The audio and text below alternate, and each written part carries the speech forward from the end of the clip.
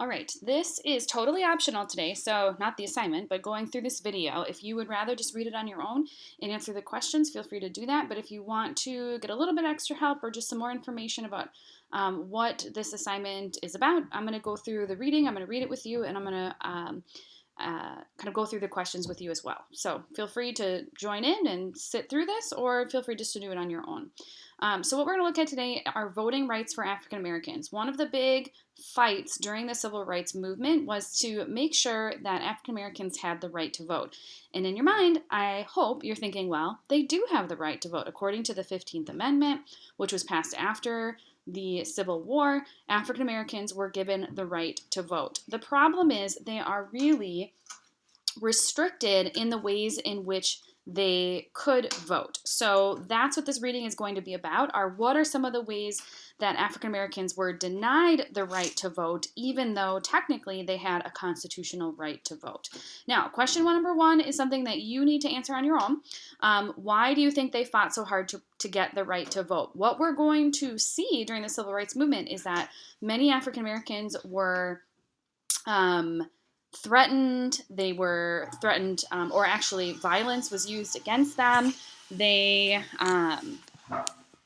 sometimes died to get this right. So, what do you think is so important about the right to vote that many people were willing to fight this hard to get it? Okay, now for question number two, I'm expecting you to create a list from this reading of ways they were denied. And as this says, you should have a long list. So, I will read through this with you, and then you're going to be filling out this question, and I'll give you some kind of ideas of things I would expect you to write down in question number two. So, voting rights. Are you qualified to vote? Today, most citizens register to vote without regard to race or color by signing their name and address on something like a postcard, but it was not always so. Prior to the passage of the Federal Voting Rights Act in 1965, Southern and some Western states maintained elaborate voter registration procedures whose primary purpose was to deny the right to vote to those who were not white.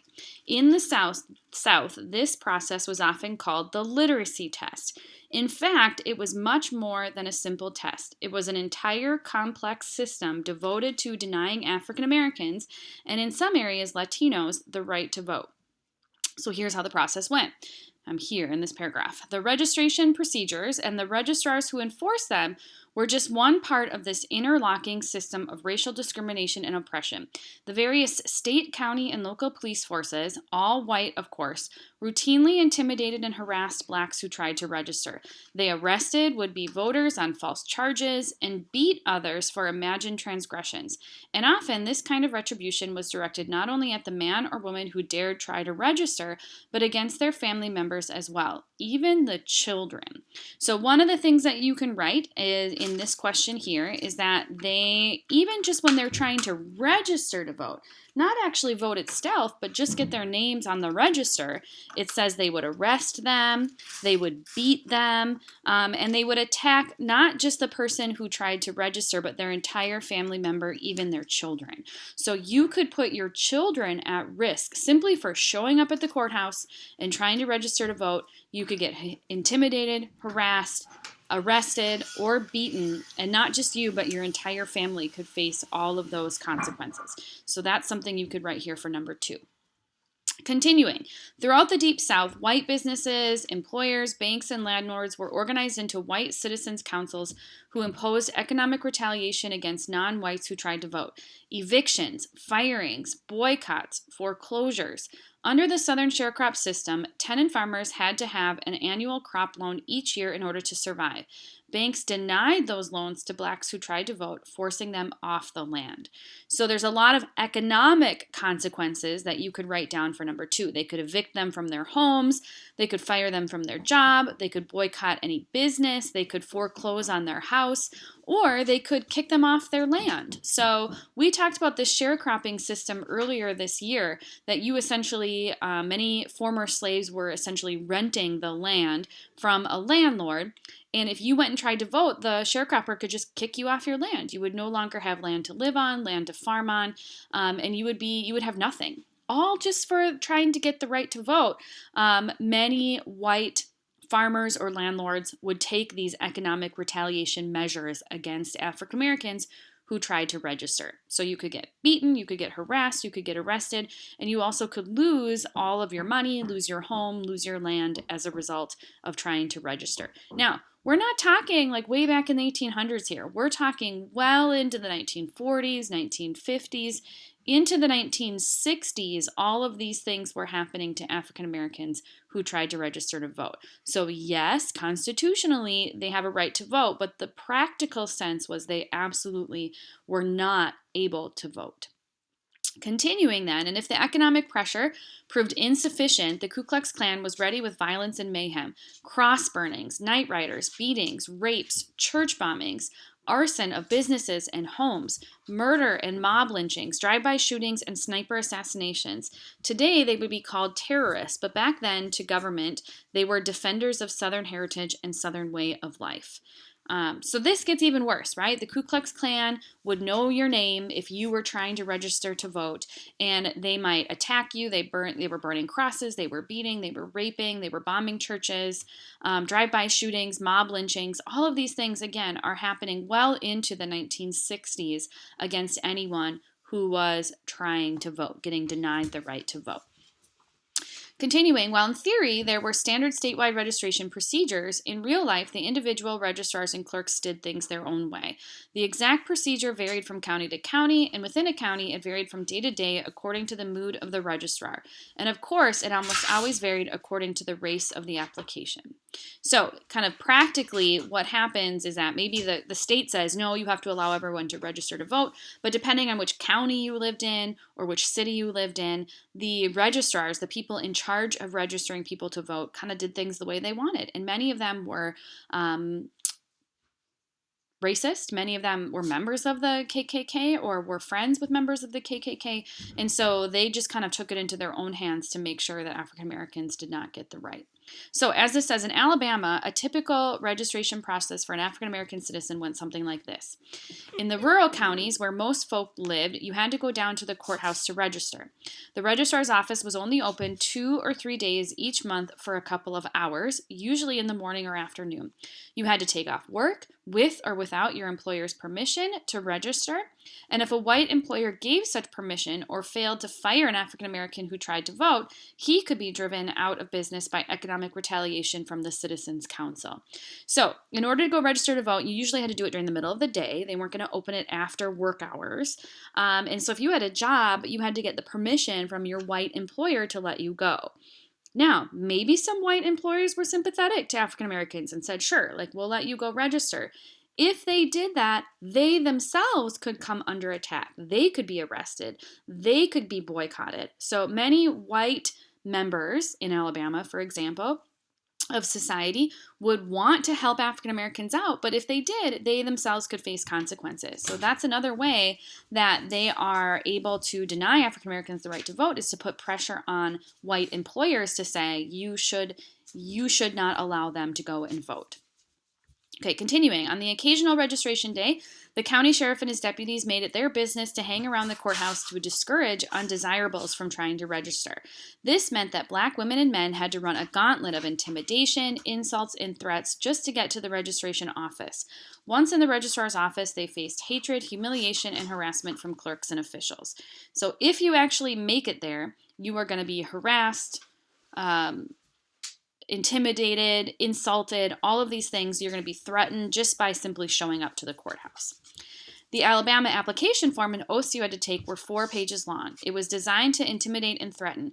You had to swear that your answers to every single question were true under penalty of perjury. And you knew that the information you entered on the form would be passed on to the Citizens Council and the KKK. So if you tell them, this is where I live, these are the members of my family, all that information is passed on to the KKK. Not something you necessarily want the KKK to know. Many counties use what they call the voucher system. You had to have someone who was already a registered voter vouch for you under oath and penalty of perjury that you met the resident qualifications to vote. In some counties, this supporting witness had to accompany you to the registrar's office. In others, they were interviewed elsewhere. Some counties limited the number of new applicants a registered voter could vouch for in a given year to 2 or 3. Since no white voter would dare vouch for a black applicant, in counties where only a handful of African Americans were already registered, Only a few more each year could be added to the rolls. And in counties where no African Americans were registered, none ever could because they had no one to vouch for them. So if they had this voucher system, you had to find someone to vouch for you to say, yes, this person lives where they say they live. And nobody who's white is going to vouch for you. And so another way people are denied the right to vote is that they were limiting the number of people African Americans could vouch for. And if you couldn't find anyone to vouch for you, you couldn't register. So it's a huge restriction in place to say you have to have someone vouch for you. That's not something we have in place anymore. This is a major, major obstacle to face in order to get registered to vote. Continuing, in addition to completing the application and swearing the oaths, you had to pass the actual literacy test itself. Because the movement was running citizenship schools to help folk learn how to fill out the forms and pass the test, Alabama changed the test 4 times in less than 2 years. At the time of the Selma Voting Rights Campaign, there were actually 100 different tests in use. In theory, each applicant was supposed to choose one at random from a big loose leaf binder. In real life, some individual tests were easier than others, and the registrar made sure that black applicants got the hardest ones. The test consisted of 3 parts. For example, in Part A, the applicant was given a selection of the Constitution to read aloud. The registrar could assign you a long, complex section filled with legalese and convoluted sentences, and he could tell you to read a simple 1 or 2 sentence section. The registrar marked each word he thought you mispronounced. In some cases, you had to orally interpret the section of the registrar to the registrar's satisfaction. You then had to either copy out by hand a section of the Constitution or write it down from dictation as the registrar spoke or mumbled it. In parts B and C, you had to answer 2 different sets of 4 written questions each. In part B was 4 questions based on the excerpt you had written down. Part C consisted of 4 general knowledge questions about state and national government. Now, if we were in class, I would give you a sample of this, of what the actual application looked like. But the reality was it was just completely impossible. There were questions that most people would have no idea. Most white people certainly would have no idea how to answer them. And that means most African Americans also had no idea how to answer them. So they made it extra, extra complicated. And they were essentially said, if you couldn't pass this, you were not allowed to vote. So really difficult passages that people would have a really hard time with. And then on top of that, even if you studied and you worked really hard, they kept changing the test, so you never knew what was going to be on the test when the test came around for you to take it. Again, what are ways people were denied the right to vote? Constantly changing the test, making the test really difficult. And then on top of that, it says your application was then reviewed by a 3-member board of registrars, often in secret at a later date. They voted on whether or not you passed. It was entirely up to the judgment of the board whether you passed or failed. If you were white and missed every single question, they could still pass you if, in their sole judgment, you were quote-unquote qualified. If you were black and got every one correct, they could still flunk you if they considered you quote-unquote unqualified. So even if you did a perfect job, the Board of Registrars could say, nope, we still think you're unqualified and you fail and you can't register. So in some cases, it is virtually impossible for African Americans to get registered to vote. And so that's why you're going to see big movements for voting rights to say we have to get rid of this stuff. We can't have all of these obstacles in place preventing people from getting the right to vote. And then, to make matters worse, your name was published in a local newspaper listing of those who had applied to register. That was to make sure all of your employers, landlords, mortgage holders, bank loan officers, business suppliers, and etc. were kept informed of this important event. And of course, all of the information on your application was quietly passed under the table to the White Citizens Council and KKK for appropriate action. Their job was to encourage you to withdraw your application or withdraw yourself out of the county by whatever means they deemed necessary. Some people asked how anyone, black or white, ever got through this mess to actually register. A good question. As a matter of public record, white registration in Alabama was very high, while black registration was minuscule. In the counties where African Americans were the majority of the population, white registration was close to or over 100%, in some cases as high as 115%, while black registration was 0 or close to it. So the reality is white Americans were able to vote. African Americans were unable to vote. They just could not vote, even though they had the constitutional right. With all of these restrictions in place, many of them were either too fearful to even go and register, or they tried registering and they were threatened, beaten, arrested, or just completely blocked because of the registrars telling them they were not qualified. Now, this over 100, that's kind of weird, right? As this says, white registration could be over 100% because when white voters died or moved out of the area, their names were kept on the voting list. Oddly enough, many of them, even the dead ones, still somehow managed to actually vote, usually for the incumbent, the white person who held the job, every election day. This was commonly referred to as the tombstone vote, and to the local politicians, it was a miracle of Southern democracy. Okay, so many white people, especially in Southern states, felt very threatened by the idea that African Americans would have a voice in deciding who was going to get elected. And so they did everything possible to prevent them from voting. And there were, I hope you have a big list here of reasons and ways in which they kept them from voting. Can you hear my puppy there crying in the background? She wants up on my lap.